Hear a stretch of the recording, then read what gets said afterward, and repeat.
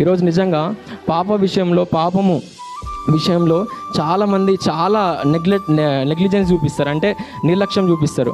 నిజంగా ఎందుకంటే పాపం చేయొద్దు అన్నప్పుడు వాక్యాలు విని అది మనకి అలవాటు అయిపోయింది. అయిందా కాలేదా? పాపం చేయకు ఇది అలవాటు అయిపోయింది. అయిందా కాలేదా?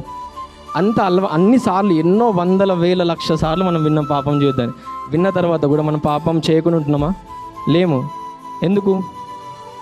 ఎందుకంటే పాపంకి వచ్చే జీతం ఏదో మనము దాన్ని సీరియస్గా తీసుకుంటలేము కాబట్టి.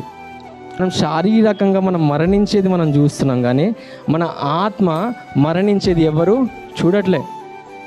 ఈ శారీరకంగా నువ్వు ఒక్కసారి ఇక్కడ మరణిస్తావు, గమనించు. శారీరకంగా ఒక్కసారి మరణిస్తావు, కానీ ఆత్మీయ రంగంలో నువ్వు మరణిస్తే, అంటే ఆ నరకంలో నువ్వు పడితే యుగములు అదే రీతిగా ఉంటావు. ఏదో 10 సంవత్సరాలు అనుభవించి బయటకు వచ్చేయడం అంటే అట్లా ఉండదు. 100 సంవత్సరాలు అట్లా ఉండదు, 1000 సంవత్సరాలు అట్లా కూడా ఉండదు. యుగములు. దేవుడు నిన్ను మాత్రం ఒకటే కోరుకుంటున్నాడు తెలుసా? నువ్వు ఆయనతో సహవాసము చెయ్యాలని, నువ్వు ఆయనతో సహవాసం చేయాలని చెప్పేసి, నువ్వు ఆయనతో ఉండాలని చెప్పేసి దేవుడు నిన్ను కోరుకున్నాడు కాబట్టి నేను ఇక్కడ రప్పించిండు, ఈ వాక్యాన్ని వినిపిస్తుండు. ఈరోజు మీరు అందరూ అనుకుంటుండొచ్చు ఏదో అనుకోకుండా వచ్చినాం, ఏదో దానికోసం వచ్చినాం. ఇవన్నీ కాదు. దేవుడు ఈరోజు మిమ్మల్ని అందరినీ కోరుకున్నాడు కాబట్టి ఇక్కడ మీరు అందరూ ఉన్నారు. నమ్ముతారా? నమ్మరా? నమ్మినవారంటే బిగ్గరగా ఒకసారి హల్లెలూయా.